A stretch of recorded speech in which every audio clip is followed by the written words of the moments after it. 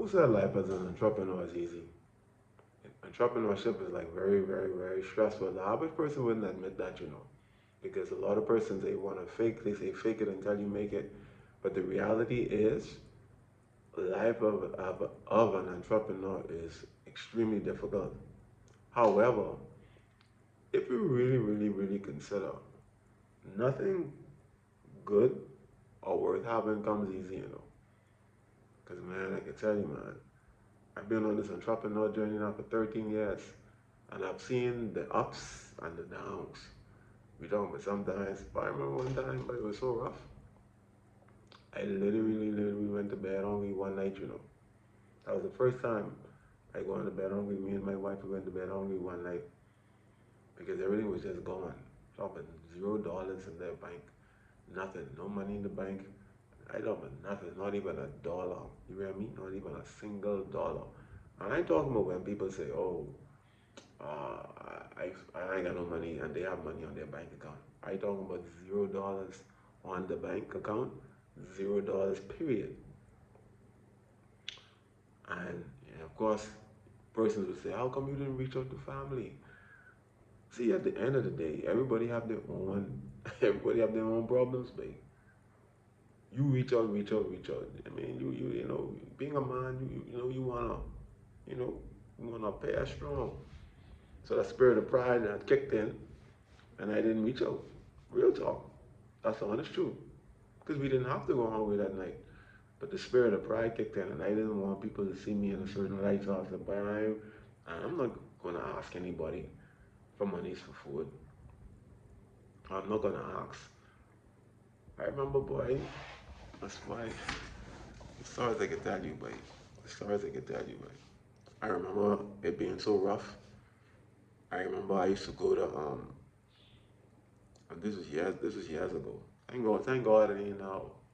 But now, by no means am I rich, but I ain't nowhere near where I was years ago. I remember I used to have the habit of going to the gas station in the wee hours of the morning, and I would go to different gas stations, right? So the person wouldn't pick up on what I was doing, and I would carry 1 cent. I spend 1 cent. Over here, we can't spend 1 cent anymore. But back then, you could spend 1 cent, and I used to have my 1 cents wrapped. I told him $5 worth of 1 cent, and I would go to the pump attendant, and I'd be like, "Hey man, I want $5 gas." Give him the, give it to the pump attendant. And I remember this morning, this particular gas station, the person who was managing, the lady's like, "I can't take that. And I was on E, hard E. ah, and boy, this fella, this fella out of nowhere. I don't know who he was. I don't know nothing but him, nothing but the fella. Fella said, "What is you got there, man? What is you got there?" I said, "I got $5.01." Fella, give me that. Fella said, "Give me that, man. Give me that." I gave him that, and he gave me $5, and I was able to pay. So it was like an angel appearing out of nowhere, because I really didn't have it. I used to go to the drive-through with coins all the time. My wife used to say, "Baby, you embarrassing me, man. You embarrassing me." I said, "Baby," I would say something like, "Well, baby, money is money, you know." You know what I mean? I thought it was just me. The things I could tell you, oh boy. Oh man. And it's all because I decided to leave my job. I remember leaving my government job where I was a police officer. And and I had a secure salary every month. I would get my salary from the government, Bahamas government. And I decided to say, I'm gonna leave my job. And at first I went to another place. Of course I won't call the name, but they wasn't paying me on time and bills started accumulating.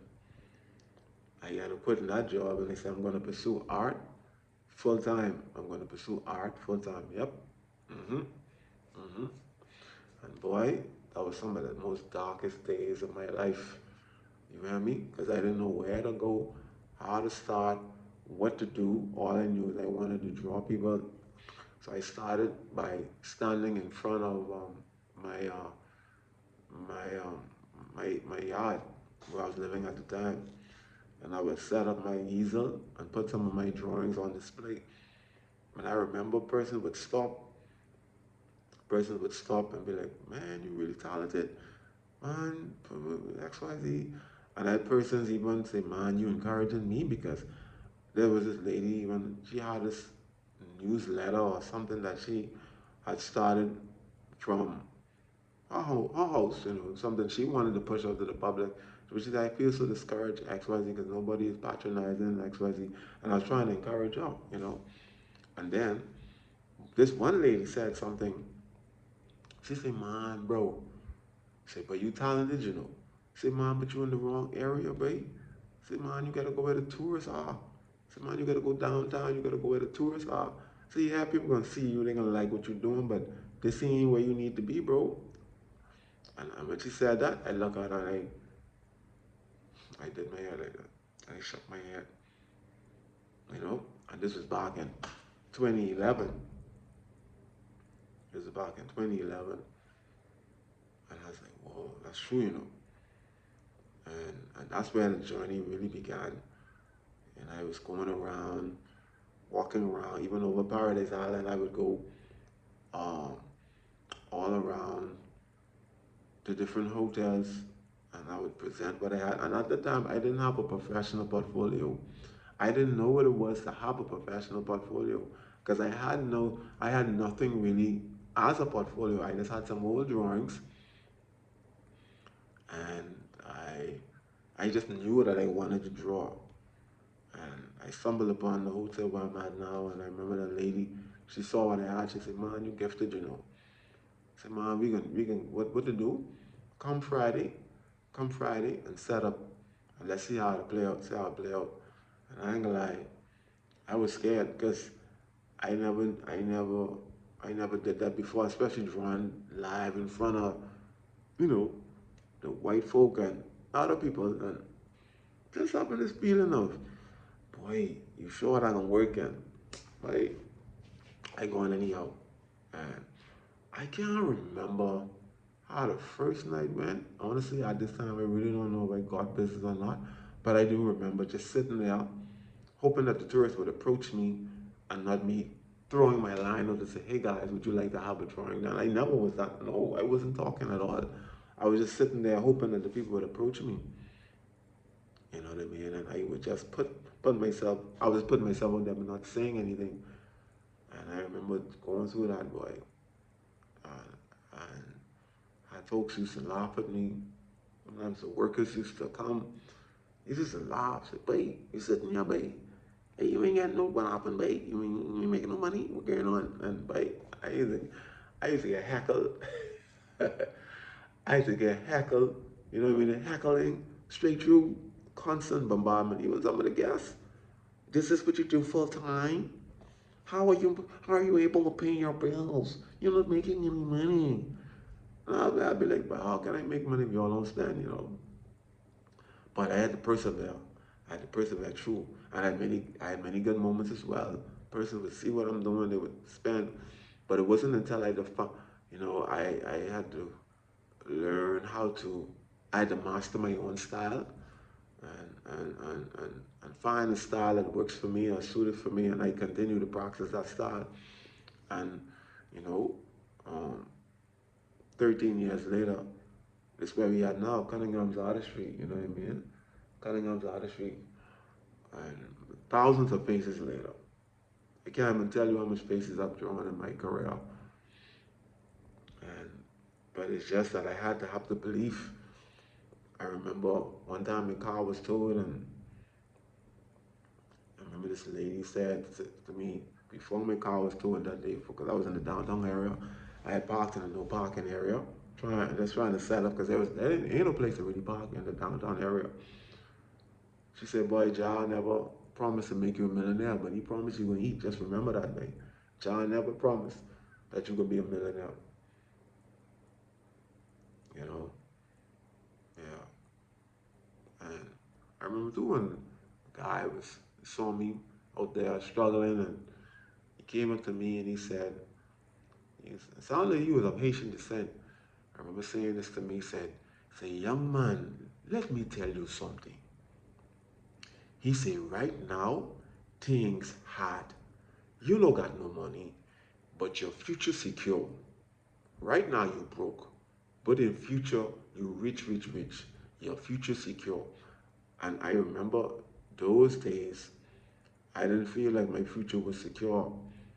I didn't feel like I had something to offer. I didn't feel like I was gonna make it.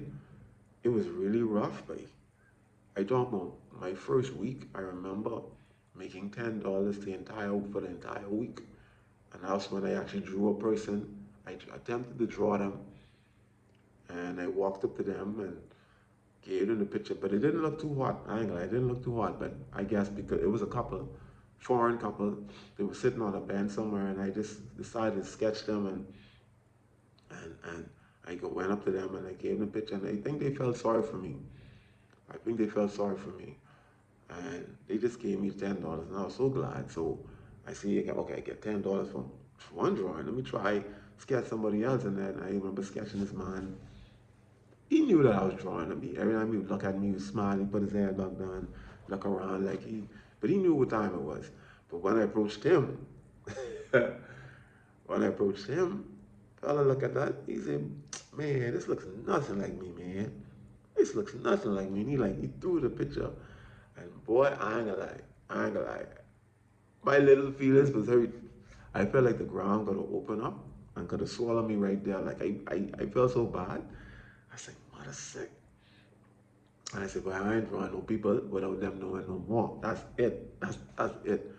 But and I remember too, by not by when I was walking around to those different hotels and trying to get my foot in the door. I mean, I remember my shoes, because I ain't had no money, I ain't pop down. Like in the Bahamas, we say pop down. I had no money. My shoes had holes at the bottom. I had some tennis, and it was already burst. The front of my part was torn up, and I had some holes. Because when you wear tennis for so long, all of the bottom is worn down. And I remember my feet was touching the ground because I used to feel the earth under my feet because I used to be. Nobody knew this though. I wore properly well. I wore properly very well. I would have tried to make sure I iron my clothes. I smelled scent, but my shoes was all torn up underneath, and I was just trying to make it, babe. But that's the entrepreneur pursuit, babe. You start off with an idea, with this concept that boy, hey, I gonna make it. I wanna make it, and you gotta go through the fire. Some people get lucky. Some people are blessed to boom, one shot, boom. But the average person who's trying who's pursuing an idea, um, of entrepreneurship, you can go through hell and high water. Even when it comes to the pastry business, um, started off with not having a job, and that's when my art. I think the hotel had closed at like I gonna. I think the hotel had closed down for a while, and I couldn't really draw much, so I didn't really have no means of income. And my wife had an ability. She took up some courses on how to bake certain things, and I said, "Baby, man, I need you to teach me.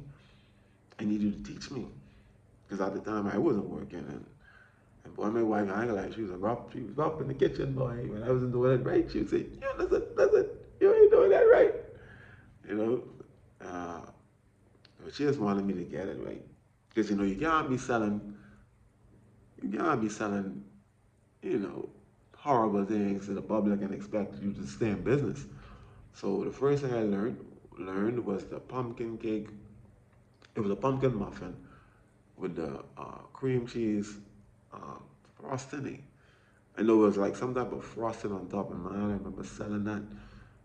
And I said, but before I sold it, I was wrestling with, oh Lord, what if my former colleagues of the police force see me selling pastries in the road, just walking around selling the different establishments. That spirit of pride I was trying to do me in, boy. But now, boy, I ain't got no pride, boy.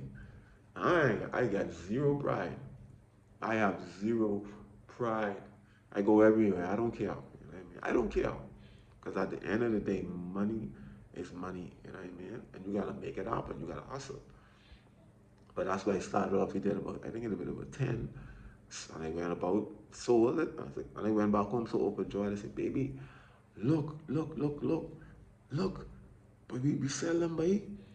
And she smiled, and then we kept going, and that's why we are, now with Duff King. You know what I mean? And God has blessed me. To be honest with you, God has gifted me with, ability to sell. He has gifted me in that department because I know how to sell, and I actually know how to make this stuff. So I make this stuff and sell the stuff. And it's not always easy. It's not always an easy situation in terms of life itself. Because sometimes your bills be really billing, and then you just gotta push through that. You just gotta keep going. And that's the reality of life. So I just want you guys out there to know, never give up. It may not be easy, but guess what? You gotta keep going. You gotta keep pursuing your dreams. Never, never give up, babe. Never, never give up. I don't want you ever to give up. Just keep pursuing your dreams. Because it's not going to be easy. Y'all who thinking about becoming entrepreneurs, it is not going to be easy. And sometimes, babe, sometimes, because God got a sense of humor, sometimes you got to lose your job. You got to be fired from a job to really be pushed into opportunity. Take care, guys.